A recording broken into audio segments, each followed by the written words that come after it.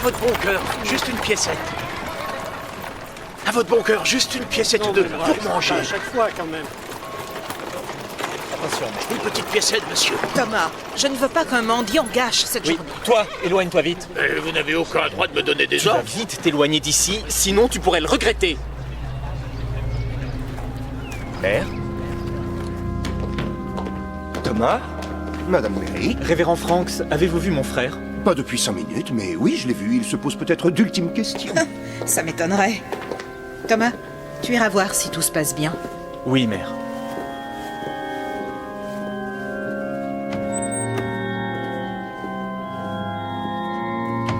Attends-moi ici. Ce serait bien le genre de ton frère de faire rater exprès son propre mariage. Je peux te rassurer, ça n'arrivera pas.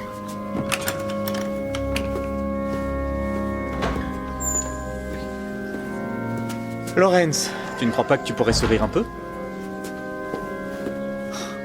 Quoi encore? Je n'arrête pas de me pincer les joues, elles sont douloureuses, mais elles restent pâles. Oh, mais arrête! Tu vas te rendre malade. Mais je veux être encore plus jolie. Wendell est fou de toi, Eunice. Et il sait très bien que tu es jolie. Et il sait très bien la chance qu'il a. C'est pas ce que je veux dire. Eunice, toutes les mariées s'inquiètent en pensant à la nuit de noces. Mais tout ira bien.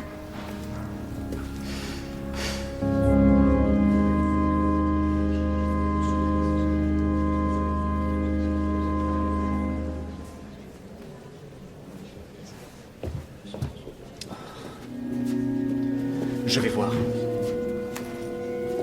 Révérend, où est Wendell? Je voulais vous poser la même question. Il était dans la salle de réunion il y a une bonne demi-heure. C'est là-bas que je l'ai vu, moi aussi. Bon.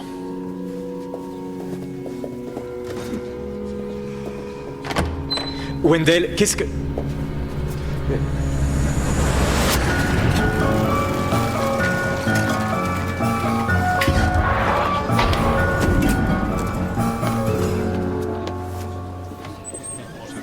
La victime s'appelle Wendell Merrick et c'était son mariage.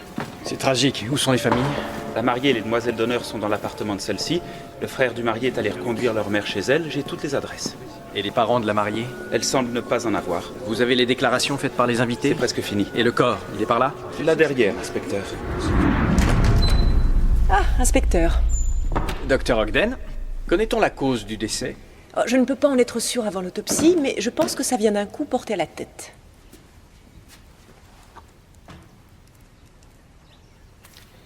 Sa montre lui a été arrachée. Pas de portefeuille. Ni de bouton de manchette. Une fenêtre est ouverte. Le tueur a eu tout le loisir d'entrer par là. L'arme du crime? Je n'en suis pas sûre, mais quelle qu'elle soit, elle laisse des traces tout à fait particulières. Regardez, un angle droit parfait. Pas assez pointu pour inciser la chair, mais suffisamment pour fracasser l'os temporal.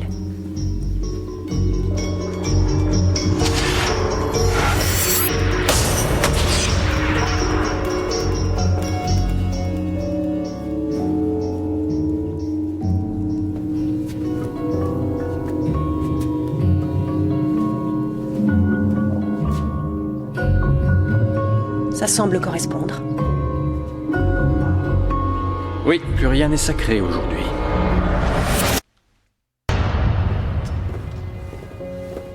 Depuis quand connaissiez-vous Monsieur Merrick? De nombreuses années. Les Merrick sont l'une des familles les plus éminentes de la congrégation. Quand l'avez-vous vu pour la dernière fois? Environ une demi-heure avant que le cadavre soit découvert. Vous n'avez rien remarqué qui sorte de l'ordinaire? Non, rien que vos policiers ne trouveront. Révérend, un homme est mort ici. Tout avis est pertinent. J'ai entendu Wendell et son témoin qui se disputaient. Connaissez-vous la raison de cette dispute? Non, je n'entendais pas du tout ce qu'ils se disaient. Pourquoi? Ils se trouvaient dans la salle de réunion, j'étais dans mon office. Inintelligible. Et où puis-je trouver le témoin du marié? Je crois qu'il est là-bas. Monsieur Lawrence Braxton. Nous sommes disputés, c'est vrai. Mais attendez, vous n'allez pas croire que j'ai tué mon ami d'enfance. J'espère que vous réalisez ce qui s'est passé, Monsieur Braxton. Oui, je suis désolé. Cette fin brutale m'a secoué. Wendell était mon ami d'enfance, on s'est connus à l'école. C'est triste. Mes derniers mots pour lui étaient des mots de colère. Quelle était la raison de votre dispute? Je lui ai demandé d'annuler le mariage. Pourquoi? Parce qu'il n'aimait pas Eunice. Parce que tout ce mariage était arrangé. Mais dans quel but?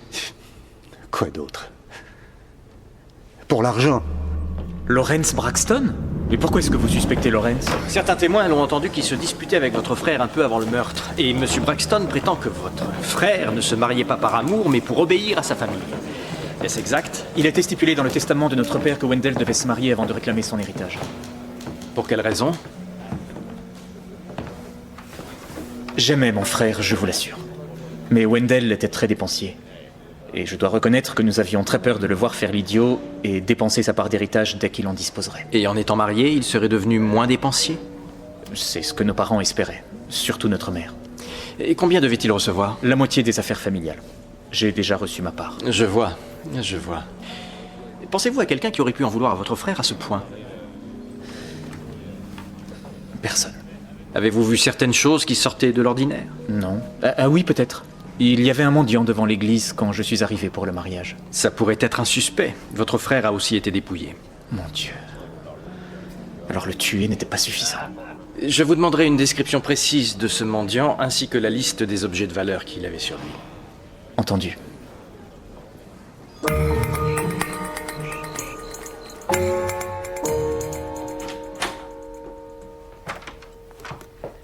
Ça y est, elle s'est enfin assoupie. La pauvre chérie. De l'héroïne. C'est efficace. Mais c'est une drogue. Alors vous connaissiez bien le défunt? Oui, très bien. Depuis l'enfance. Et il y a longtemps que vous connaissez Eunice McGuinty? Un bon moment, oui. Et c'est moi qui les ai présentés l'un à l'autre. Vous les avez présentés? Eunice travaillait comme dame de compagnie à Niagara Falls. Elle a habité ensuite à Toronto et elle est venue à notre église. J'ai vite senti qu'elle et Wendell allaient bien s'entendre.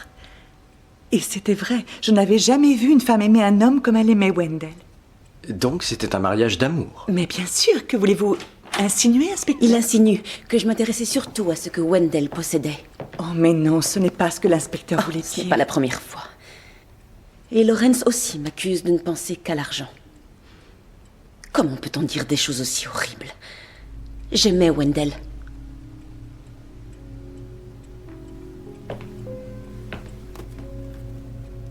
Et maintenant, le seul homme qui m'ait jamais aimé n'est plus là.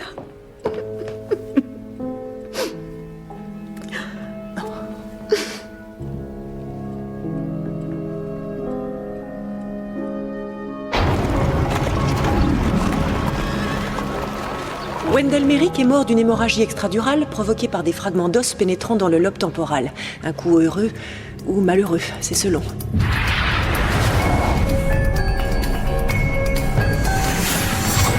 Non, mauvais côté.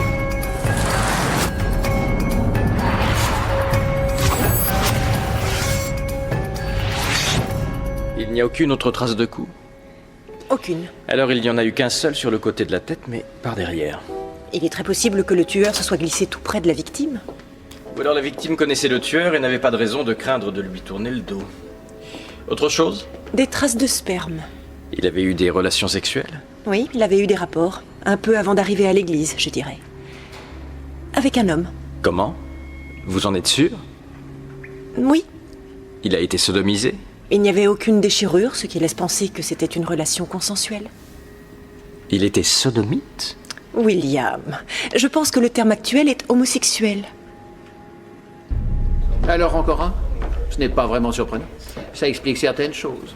Par exemple? Pourquoi ses parents voulaient tellement le marier? Rien de tel que les liens sacrés du mariage pour étouffer les dérapages dans ce domaine-là. Mais quel genre de vie pouvait bien espérer sa femme? Ne soyez donc pas naïf. La mariée s'était entendue avec lui avant d'épouser Merrick. Elle savait où elle allait. C'est possible. Croyez-vous que cette déviation est un lien avec le meurtre? Je ne serais pas surpris de découvrir que c'est l'amant qui a frappé. L'amant? Une certaine personne avec des tendances amoureuses qui sont assez spéciales. On peut supposer que cette personne n'était pas ravie de ses projets nuptiaux. Mais vous oubliez le vol, sans parler du rapport possible avec le fait que M. Merrick allait hériter. Oui, c'est peut-être ça. Écoutez, j'en ai connu des tas de ces souleveurs de jaquettes, ils sont très compliqués. Ils combinent le côté vengeur et soumis de la femme dédaignée avec le plaisir sadique que ressentent certains mâles. C'est l'amant. Je suis prêt à le parier. Mais qui est l'amant? Vous avez dit vous-même que la victime s'était disputée avec son meilleur ami. On peut penser que leur rapport allait plus loin. Et maintenant, vous allez devoir m'excuser. Mais j'ai une affaire à régler. S'il vous plaît, Perkins, dans le bureau. Fermez la porte. Je suppose que vous savez pourquoi je vous ai appelé. Regardez-moi quand je parle.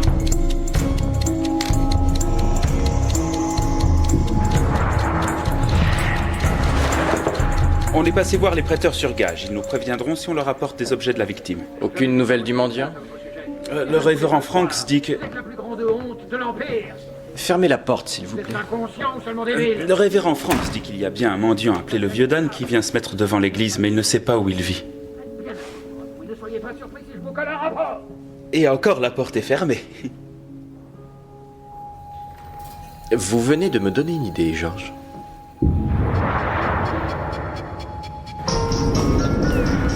D'après ce qu'a dit le révérend, il n'a pas entendu de quoi M. Merrick et son témoin parlaient en se disputant. Qu'est-ce que je dis? N'importe quoi, mais dites-le fort, comme si vous vous disputiez. Avec qui? À propos de quoi? Imaginez que vous êtes l'inspecteur.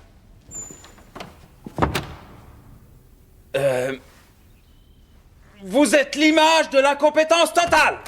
Je me demande par quel tour de passe-passe vous avez pu entrer dans la police, ça me dépasse. J'ai bien envie de vous envoyer en patrouille dans un jardin, mais vous ne pourriez pas résister pendant longtemps. Recommencez Inintelligible. pareil. Je vous préviens, vous ne mettrez plus jamais le pied dans un poste de police, vous m'entendez? J'ai pas peur de la vérité. Je ne suis pas aussi bête, je sais parfaitement pourquoi vous n'êtes jamais à l'heure. Georges, ça suffit, merci. Mais de rien. C'est assez épuisant. Vous m'avez menti. Un prêtre a l'obligation de respecter le côté secret de ce qui se passe entre ses paroissiens et lui. Cette discussion ne concernait nullement un prêtre et l'un de ses paroissiens, mais impliquait 2 membres de son troupeau. Leurs propos étaient très personnels et ils n'avaient rien à voir avec le meurtre. C'est à moi de le décider, révérend. Alors, qu'ont-ils dit? Lawrence était furieux. Il ne trouvait pas bien du tout que Wendell se marie sans en avoir vraiment envie. Parce qu'il ne se mariait pas par amour? Non. Parce qu'en se mariant avec Eunice, Wendell refusait ce qu'il était vraiment. Un sodomite.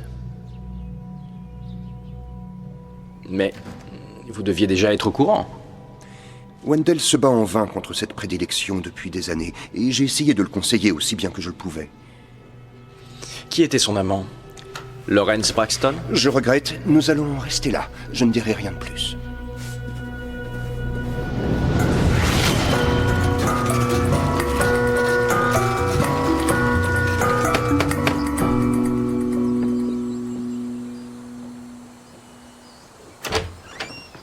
C'est vous, inspecteur? Oui, il y a du nouveau dans l'enquête. Ah, oui. Entrez, je vous en prie. Je crois qu'il vaudrait mieux parler de ce sujet en privé.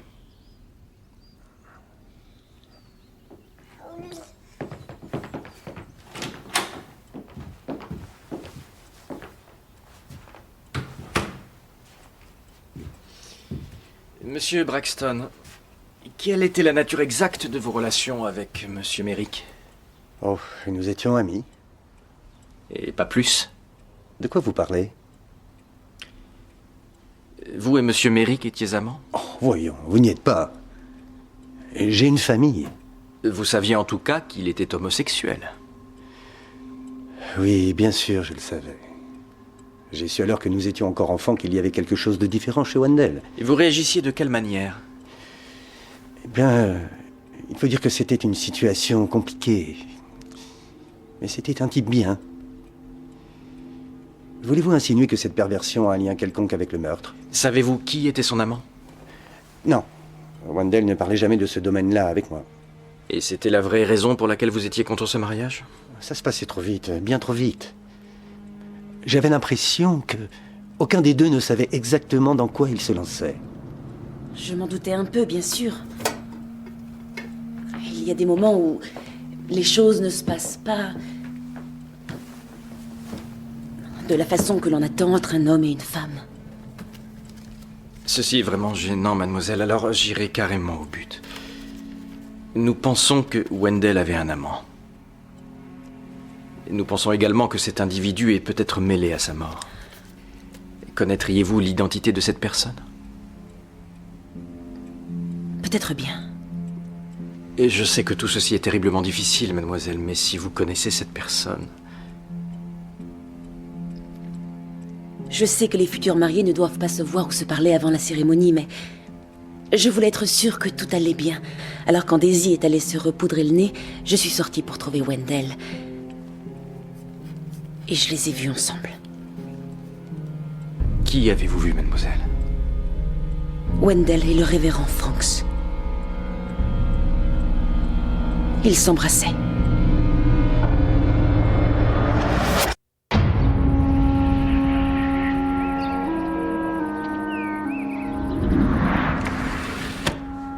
Pardonnez-moi mon père parce que j'ai péché.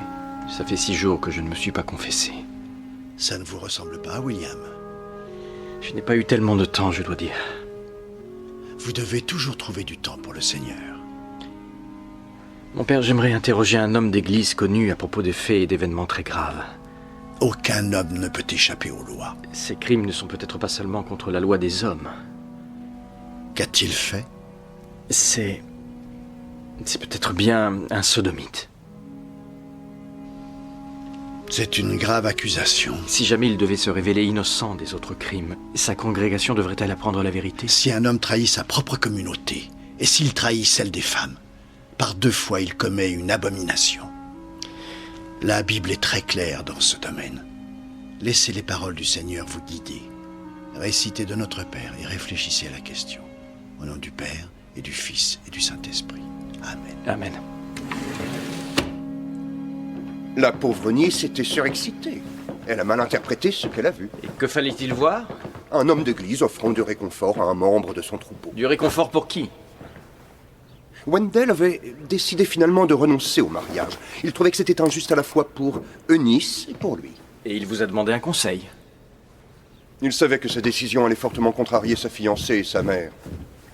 Et il savait aussi que c'était la meilleure des solutions. Et ce réconfort, comme vous l'appelez, il s'est manifesté de quelle façon?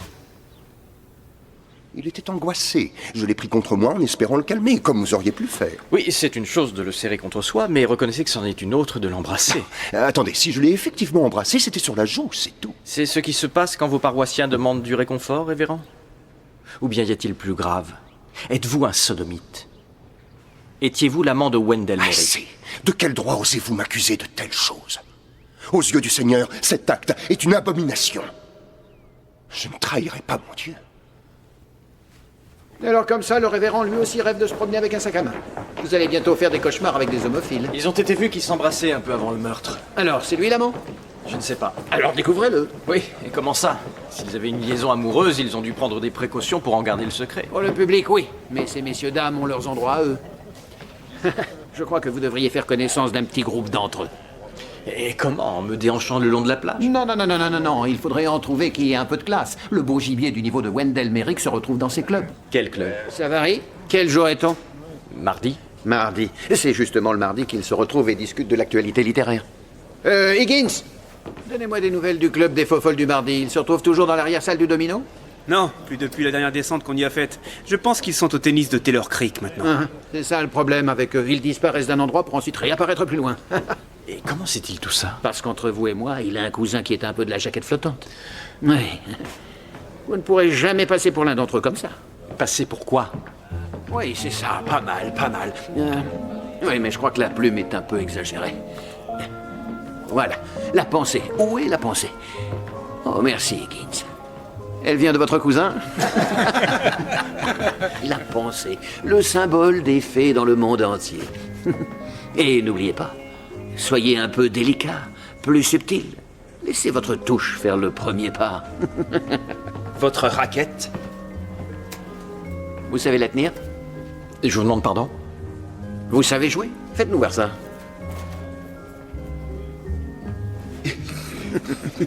Magnifique.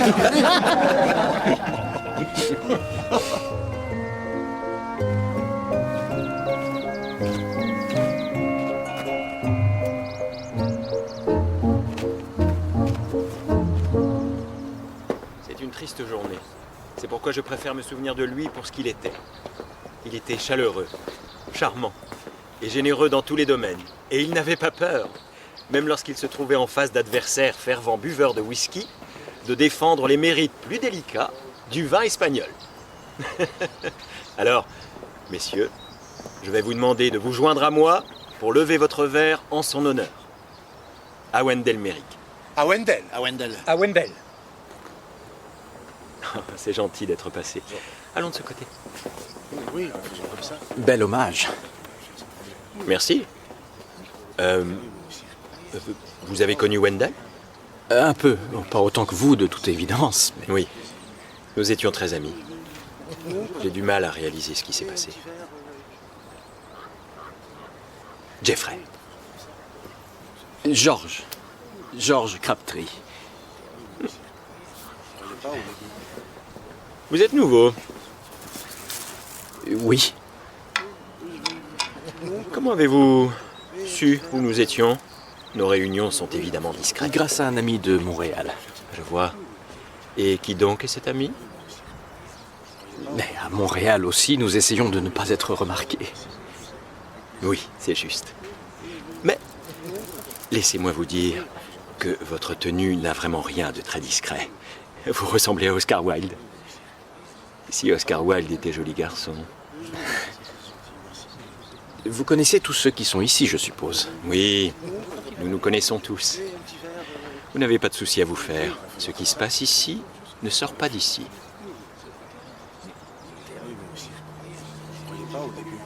Vous n'avez encore jamais fait ça.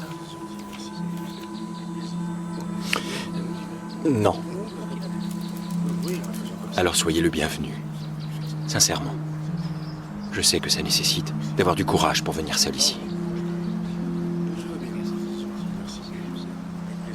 Vous tremblez? Oui, je ne peux pas nier que je suis plutôt nerveux. Tout le monde a connu ça. Et que diriez-vous d'aller dans un endroit plus privé? J'ai un très joli petit appartement à Coketown. Et...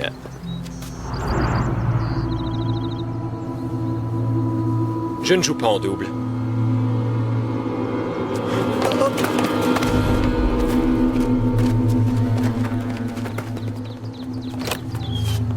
Minable. Reconnaissez-vous cet homme? Est-ce que vous l'avez aperçu au club avec Monsieur Merrick? J'aurais tout à fait été en droit de vous accuser d'indécence. Je ne vois pas du tout de quoi vous voulez parler, inspecteur. D'une proposition déplacée. Non, c'est vous qui m'avez abordé là-bas. En fait, vous vous êtes comporté de manière remarquablement naturelle. Je vous pose la question une dernière fois, l'avez-vous vu à vos réunions? Pourquoi? Pour lancer une chasse aux sorcières? Alors là, certainement pas.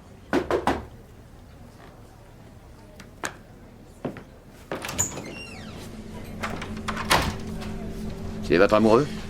Mais il est plutôt réticent. Oh, c'est vrai? Je vais arranger ça, inspecteur. Vous n'allez pas utiliser la douceur avec lui, Murdoch. Je crois réussir à le convaincre en parlant. Vous croyez?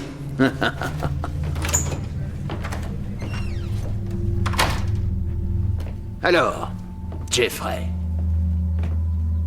tu vas bien regarder cette photographie. Et tu vas me dire si tu reconnais cet homme.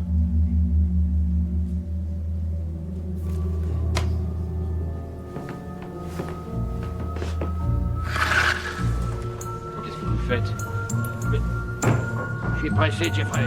Alors faut que tu te dépêches, mais enfin... Ah!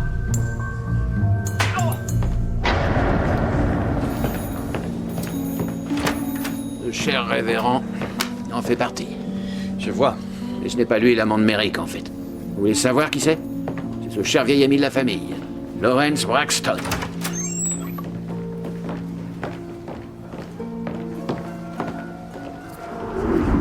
Entrez, inspecteur. Madame Braxton, je souhaiterais parler à votre époux, s'il vous plaît.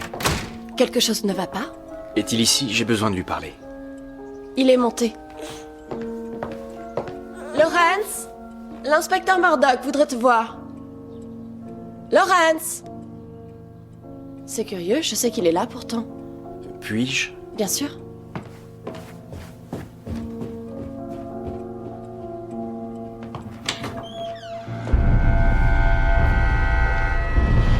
Lawrence? Oh mon Dieu!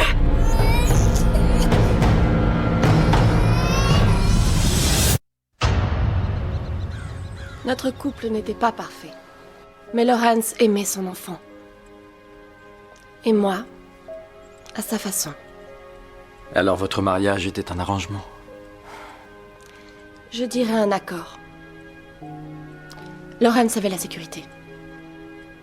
Et en échange, j'avais un enfant et un foyer.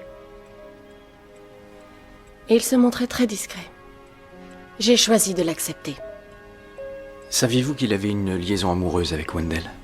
Je le soupçonnais. Est-il possible que votre époux ait tué Wendell Merrick? Non, il aimait Wendell. Croyez-moi, il ne lui aurait jamais fait le moindre mal.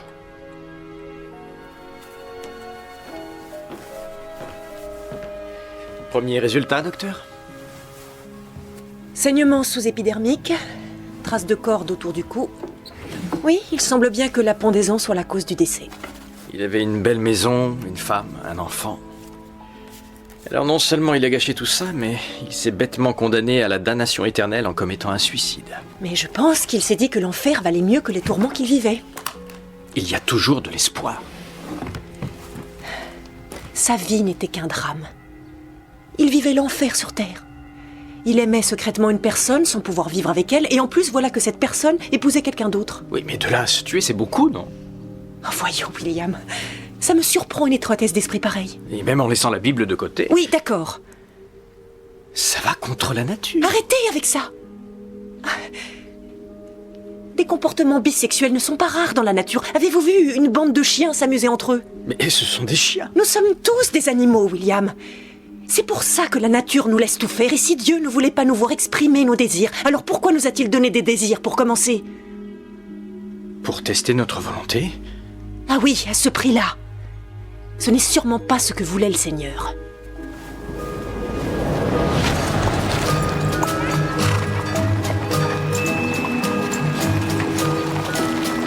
C'était évident que la femme dirait ça. Aucune femme n'avouera jamais que son mari est capable d'un meurtre. Mais le corps se balançant au bout d'une corde est un aveu. Je dois reconnaître que j'ai des doutes. L'étau se resserrait autour de lui et il a choisi cette fin-là. Lawrence Braxton aimait Wendell Merrick. Il faut toujours que vous contredisiez les autres, Murdoch. Et d'abord, je crois que l'enquête a été mal aiguillée. Mal aiguillée? Comment ça? Je crois que l'homosexualité de la victime a eu comme résultat de nous dissuader de penser à d'autres hypothèses que celle-ci. Je vois. Et quelles sont ces hypothèses? J'en vois plusieurs. Un vol qui tourne mal, ou alors peut-être que ça concernait le prochain héritage. Écoutez-moi. Je pense que c'est Braxton. Point final. Inspecteur, on a retrouvé le mendiant. Et Thomas Merrick est en route pour venir l'identifier. C'est à moi. Cette chaîne appartenait à mon père bien-aimé. Cette montre m'a été remise comme cadeau de départ de la Navy. Et ça, ils ont toute une histoire, ces boutons de manchette. Ils m'ont été offerts par le duc de Cornouailles en personne, pour avoir sauvé la vertu de sa fille aînée. Et vous avez décidé tout à coup d'aller mettre vos objets en gage après avoir réussi à les conserver précieusement. Les temps sont durs, dernièrement. Savez-vous pourquoi vous êtes ici? Vous croyez que j'ai volé ces objets, mais c'est faux. Vous n'êtes pas ici pour un vol, vous êtes ici pour un meurtre. Un meurtre? Oh, mais j'ai pas mal de défauts, mais je suis pas un meurtrier. Ces objets appartenaient à un homme qui a été retrouvé mort hier dans la matinée dans l'église de Shutter Street. Non, ce n'est pas moi. On vous a remarqué sur les lieux. Non, j'ai pas tué, croyez-moi, c'est pas moi. Racontez-moi où vous avez pris ces objets. Je les ai ramassés. Où ça? À côté de l'église. Je passais par là et quelqu'un les a balancés par la fenêtre, je le jure. Ah, monsieur Merrick, merci d'être venu. Reconnaissez-vous cet homme? Je vous connais. Oui, c'est le mendiant qui se trouvait devant l'église. Oui, le voilà. C'est lui qui a acheté toutes ces choses par la fenêtre. Vous allez croire la parole d'un vieil ivrogne ou la mienne? Pourquoi vous a-t-il reconnu? Il a juste dit ça pour se défendre, inspecteur. Il a menti. Monsieur Merrick, étiez-vous jaloux de votre frère? Quoi? Ça paraissait injuste. Votre bon à rien de frère allait hériter de la moitié des biens de la famille seulement pour épouser une fille. Et vous pensez que j'aurais tué mon frère? Vous avez pris ces objets de valeur pour faire croire à un vol. Je ne suis pas entré dans cette salle. C'est bizarre. Vous avez pourtant bien dit que vous alliez voir comment allait votre frère un peu avant la cérémonie. Avez-vous entendu parler de la recherche d'empreintes? Je ne crois pas. Dès que nous posons nos doigts graisseux sur un objet quelconque, nous y laissons des empreintes, ce qui aide beaucoup à mener une enquête. Il n'en existe pas de semblables. Croyez-vous que si je vérifiais sur la montre et les boutons de manchette, je pourrais y trouver vos empreintes? Très bien. C'est vrai, j'y suis entré. Que s'est-il passé? Je voulais vérifier que Wendell allait bien. Mais je le jure, je ne suis pas l'auteur de ce crime. Il était par terre et j'ai su qu'il devait y avoir un rapport direct avec sa déviance. Alors vous saviez? Évidemment. Toute la famille savait. Et c'est pour ça que votre mère le payait pour qu'il se marie? C'est une façon crue d'en parler, mais oui. Continuez. J'ai tout de suite compris que c'était un meurtre. Je savais que si la police enquêtait, la vérité allait se répandre. Et ça, vous ne le vouliez pas. Vous avez pris ces objets de valeur et les avez jetés pour faire croire à un vol. J'avais vu le mendiant en arrivant et j'ai cru que... Quoi? Qu'on allait l'accuser de ce crime? Alors vous êtes retourné dans la salle un peu plus tard en faisant croire que vous découvriez le corps par terre. J'y étais forcé. Ça aurait pu ruiner la famille. Ce qui aurait été une tragédie. Mais oui, inspecteur. Comme vous le dites.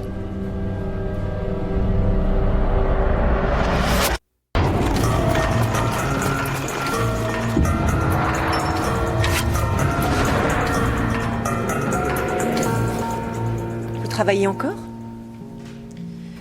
Oui, mais il me faut l'avouer, sans succès. L'affaire est pourtant terminée, si on en croit les journaux. Son amant tue le marié un peu avant son mariage. Oui, c'est l'opinion de l'inspecteur. Mais pas la vôtre. Non, je me demande pourquoi Lawrence Braxton aurait tué l'homme qu'il aimait. C'est une très bonne question. Docteur, il me faut avouer que les conditions spéciales entourant cette enquête l'ont bien sûr rendue difficile pour moi. Tout allait contre mes sentiments personnels. Mon éducation, mes convictions profondes. Ah oui. Je vous apportais les résultats finaux de l'autopsie du cadavre de Lawrence Braxton. Quelque chose qui sort de l'ordinaire? Non, vous saviez déjà tout.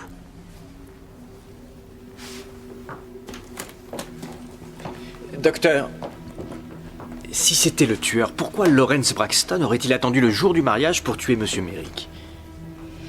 Peut-être que c'était un vrai crime passionnel. Il n'avait pas l'intention de tuer Wendell, il était un peu perdu. Mais c'est là que j'ai un problème. En fait, pour ces hommes, le mariage aurait été une aubaine et rien dans leur rapport n'aurait changé. Alors pourquoi a-t-il tué? En général, c'est soit par amour, soit pour l'argent. Vous semblez avoir éliminé l'amour. Il n'y a pas non plus eu vol, alors j'élimine ça aussi. Et donc ça ne laisse que l'héritage. C'est alors son frère qui en aurait profité. Pas tout de suite, seulement après la mort de sa mère. Et la mariée n'aurait eu droit à sa part que si le mariage s'était bien passé. Mais oui, si le mariage s'était bien passé. Oui, c'est ça. Bonsoir.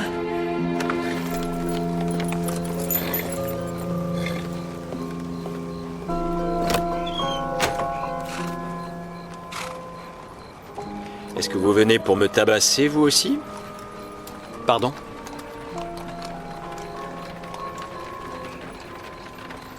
Non. Je suis venu vous demander votre aide. Mon aide? La dernière fois que je vous ai dit quelque chose, Lawrence a été retrouvé pendu. Aucun de nous deux ne changera ce qui est arrivé. Mais nous pouvons faire en sorte que ça se termine bien. Tout ce que je savais sur Wendell, je vous l'ai déjà dit. C'est de Lawrence que je voudrais vous parler. À quel propos? Avait-il discuté du mariage de Wendell avec vous? Une fois, oui, il était plutôt tracassé. Et pourquoi? Eh bien, il trouvait que Wendell se lançait dans ce mariage bien trop vite. Pourquoi était-il autant inquiet pour lui? Il disait qu'il ne connaissait pas suffisamment la mariée. Eunice McGinty? Oui. Lawrence pensait que c'était une nullité. Il vous l'a présentée? Une fois. Et elle paraissait très insignifiante. Et est-ce que vous savez ce que Wendell en pensait? Oh, lui, il voulait faire les choses selon les règles et que tout soit fini. Alors il semblait prêt à se marier avec elle? Oh, pas avec elle en particulier. En vérité, il était prêt à se marier avec un dragon s'il avait fallu, pour être enfin débarrassé de sa mère. Je vous remercie beaucoup, Jeffrey. J'ai matière à réfléchir. Arrêtez-vous, cocher! Bien, monsieur. Attendez. Si j'étais vous, j'arrêterais pendant un moment d'aller au tennis le mardi soir. En fait, je crois que tout votre groupe devrait changer d'activité sportive.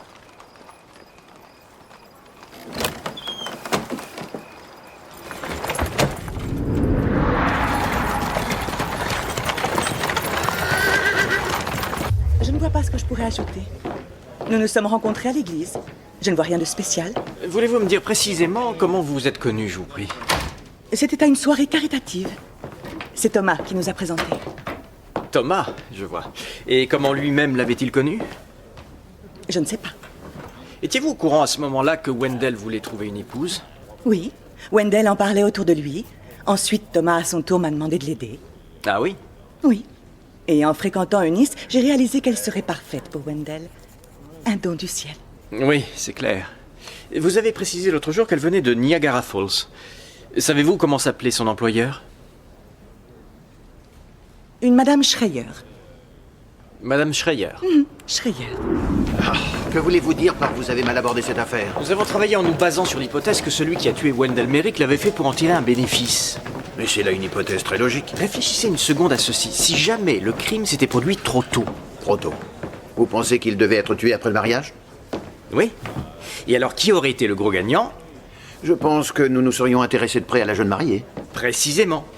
C'est étonnant de voir que personne ne sait rien à propos de son passé, semble-t-il. Et reconnaissez aussi qu'elle arrive bien. Elle est entrée comme par hasard dans la vie de la victime au meilleur moment. D'accord, je reconnais que c'est une hypothèse qu'on peut retenir, mais je voudrais vous rappeler que Merrick a été tué et que la mariée n'a rien eu de l'héritage. Et si leur plan avait connu un imprévu? Par exemple? Si Wendell Merrick avait tout découvert? Et forcer le tueur à agir. Ça fait un tas de si, Murdoch. Oui, mais si j'essayais d'en savoir plus à propos de cette Eunice McGinty, peut-être bien que ça nous conduirait à la vérité. Prenez tout de suite le train jusqu'à Niagara Falls et tâchez d'en apprendre plus sur elle.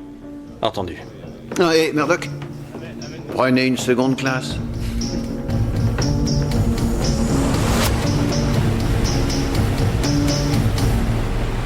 Eunice était une jeune fille adorable, inspecteur. Combien de temps a-t-elle travaillé pour vous, Madame Schreier? Oh, je dirais presque 3 ans. Comment était-elle? Silencieuse, toujours calme. Entre nous, je dirais que cette douce enfant n'a pas surmonté que ses parents se tuent. Elle était fille unique? Oui, et incroyablement solitaire. Et je pense que c'est pour ça qu'elle l'a fait. Et qu'elle a fait quoi? Ce saut dans le vide, dans la gorge, juste un peu sous les chutes. Elle s'est tuée? Oui, il y a 6 mois, vous n'en saviez rien? Madame Schreier, vous reconnaissez cette femme? Mais bien sûr. C'est Eunice McGinty. Oh, non, Seigneur, ça c'est Bridget Klein. Bridget Klein? Bridget et Eunice travaillaient toutes les deux chez nous. En fait, Bridget était avec Eunice le jour du drame. Vraiment? Et où se trouve Bridget aujourd'hui? Elle est partie habiter à Toronto après toute cette horrible affaire. Savez-vous pourquoi? Oh, mais pour oublier. Et je pense aussi surtout pour aller retrouver son fiancé. Vous le connaissiez? Oh, je ne sais plus comment il s'appelait. Oh, je pense que sa famille possédait d'importantes sociétés. Est-ce que par hasard il ne s'appelait pas Thomas Merrick? Oui, c'est ça. C'est ça. C'est très joli. Merci.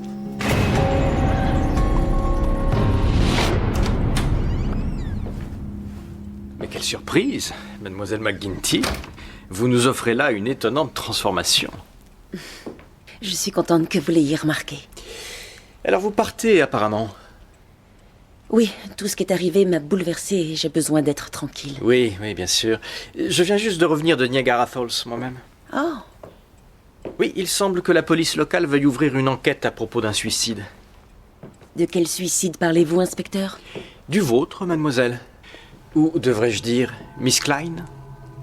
L'enquête a progressé, je vois. Vous êtes un escroc très connu, mademoiselle. On a lancé des mandats d'arrêt contre vous à Windsor, Londres et Cambridge. Je ne me savais pas si célèbre. Non, mais ce n'est pas drôle. Tout ceci ne pousse pas trop à plaisanter. Non, vous avez raison. Vous avez élaboré un plan pour essayer de vous emparer des parts de Wendell Merrick dans la société. Thomas était furieux que Wendell s'approprie la moitié des affaires de la famille simplement en épousant une fille, n'est-ce pas? Ça marchait très mal en réalité quand il s'est vu confier l'affaire. Thomas s'est battu pour la redresser. Où vous êtes-vous connu? À Niagara Falls, je suppose? C'est exact, oui.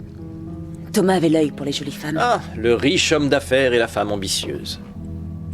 C'est bien ça. Nous avions de l'appétit. Et Thomas n'avait que la moitié des affaires. Pourquoi ne pas tout détenir? Il avait pensé à ça? Ou alors lui avez-vous mis l'idée dans la tête? Thomas ne pensait pas trop. Il exécutait. Et quand la pauvre chère Eunice est tombée... Si elle est tombée... Pure spéculation. Vous avez décidé de prendre sa place. C'était parfait. Une nouvelle identité... pour la trop recherchée Bridget Klein. Si vous le dites. Et mieux encore, en remplaçant Eunice, vous deveniez une femme à marier. Et vous alliez bientôt connaître un homme célibataire qui, comme par hasard, en se mariant, allait devenir très riche. L'homme de mes rêves. Et vous êtes devenu ami avec Daisy. Parce que vous saviez qu'elle vous présenterait Wendell. Alors le plan était de l'épouser, et après quelques mois, qu'y aurait-il eu? D'après vous, le pauvre Wendell aurait eu un terrible accident lui aussi, du genre de celui de Nice. La vie se montre souvent très ironique. Ensuite, la veuve éplorée qui aurait reçu son héritage aurait trouvé le réconfort dans les bras de son beau-frère. Vous feriez un bon écrivain, vous savez. Et ça n'a pas marché. Pourquoi? Je finirai par tout éclaircir. Comptez là-dessus.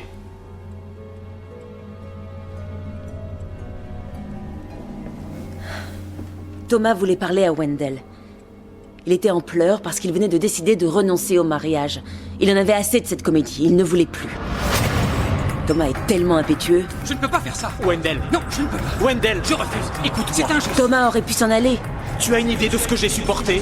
Si tu ne leur dis pas, je le ferai. Mais non. Pauvre crétin! Il n'a pas pu se contrôler. Tu ne penses qu'à toi! Il ne se souvenait même pas d'avoir frappé Wendell. Et où est-il maintenant? Là, à côté.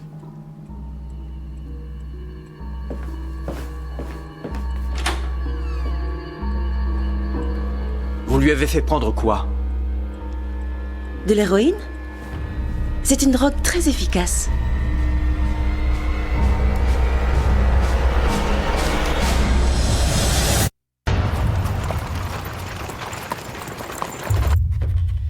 Je sors à l'instant de l'hôpital.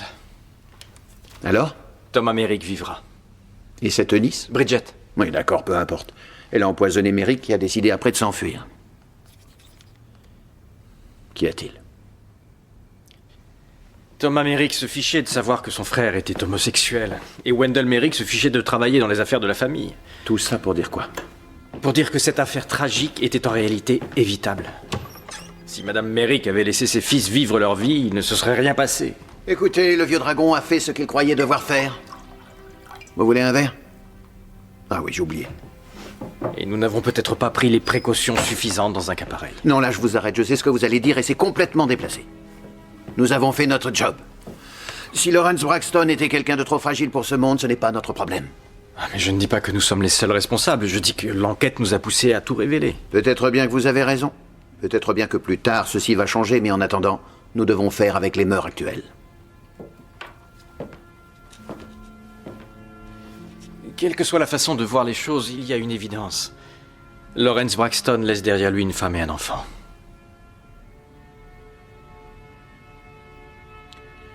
Bonne nuit, Murdoch. Bonne nuit, inspecteur.